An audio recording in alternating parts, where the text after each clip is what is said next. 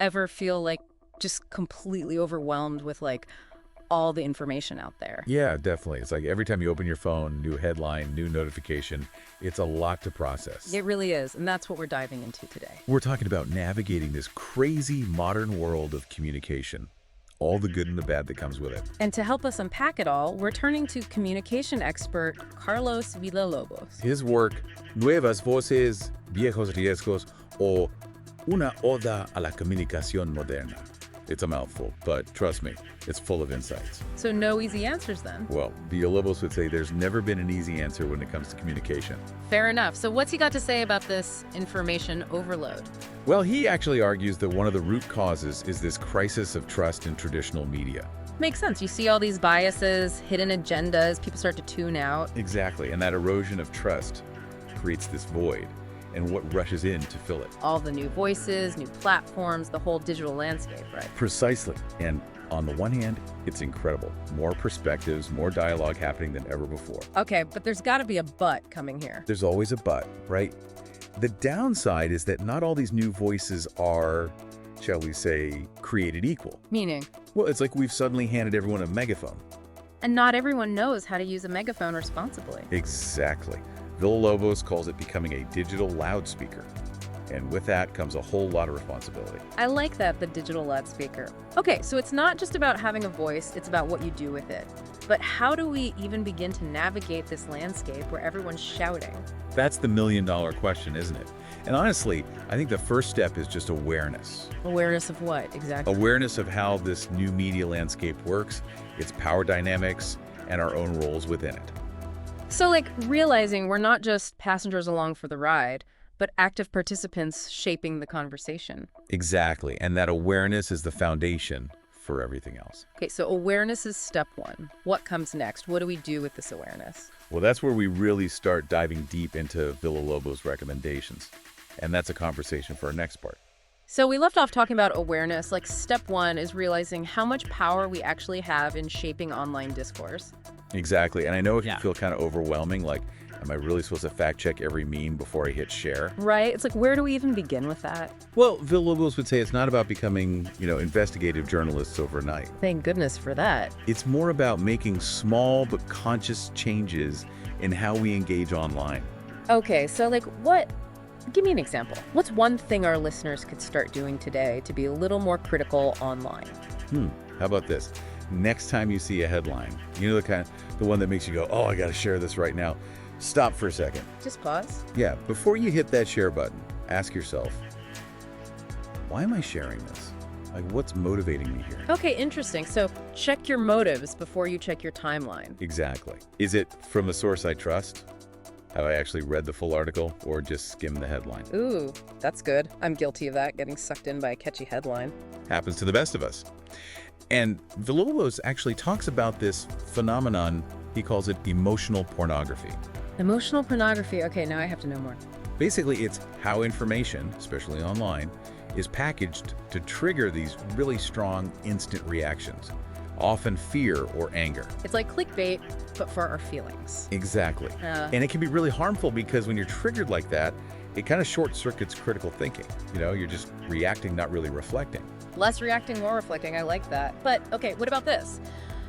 Even when I try to be more open-minded online, I still feel like I'm stuck in my own little bubble. Oh, the dreaded echo chamber. It's real. So how do we break out of it? How do we make sure we're not just hearing what we want to hear all the time? Well, Villalobos suggests actively seeking out diverse perspectives.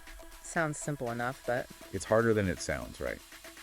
Because it's so easy, especially online, to get caught in that echo chamber where everyone agrees with you, pats you on the back. Especially with the algorithms and all that, it's like they want to keep us in our little boxes. They do, but you got to fight against that. Actively seek out people with different backgrounds, different beliefs. Yeah. Even if it makes you a little uncomfortable at first. Because a little discomfort can be a good thing, right? Like a sign that you're actually challenging your own assumptions. Exactly. That's how we grow, how we build a more nuanced and, frankly, more interesting understanding of the world. So it's not about being right all the time, it's more about being curious. Love that. And building on that idea of curiosity, Villalobos talks about something he calls the peripheral perspective. Peripheral perspective. All right, break it down for us. What's that all about? So essentially, it's this idea that The most valuable insights often come from the edges, not the center. From the margins. Exactly. From people and communities whose voices are often overlooked or ignored by, mainstream media. Like the unsung experts, people with lived experience, Yeah. but not necessarily fancy degrees or platforms. You got it. And what's so exciting is that in this digital age, those voices have more power than ever to be heard. It's a huge opportunity. For everyone, both for the people sharing their stories and for all of us listening and learning. Couldn't say it better myself. It's like everyone's got a story, right? Right. But now we've all got the platform to actually share it. That's pretty amazing when you think about it. It really is. And it makes me think about something else Villalobos talks about.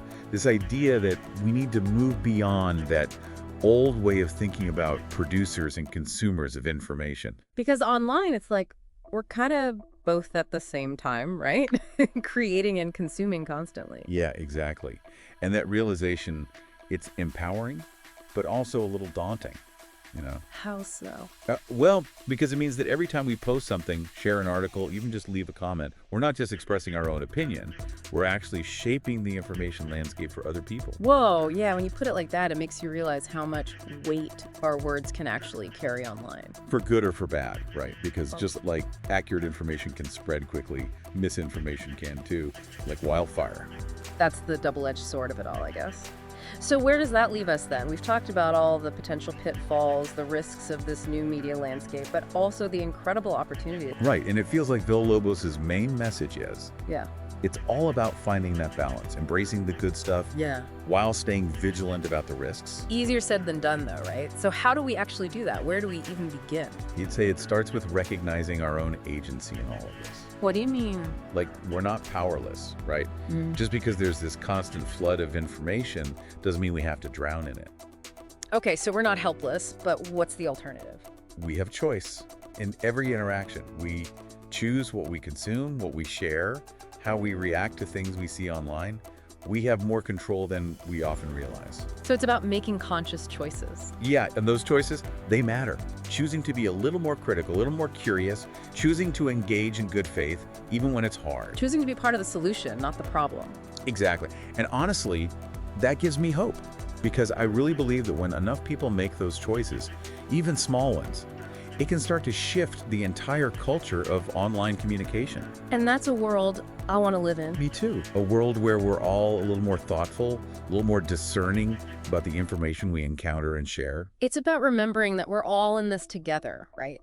Navigating this crazy digital world, trying to make sense of it all. Couldn't have said it better myself. Well, on that note, I think it's time to wrap up this deep dive. Think so too. But keep those conversations going, listeners. Be curious, be kind to each other, and until next time, happy diving, everyone.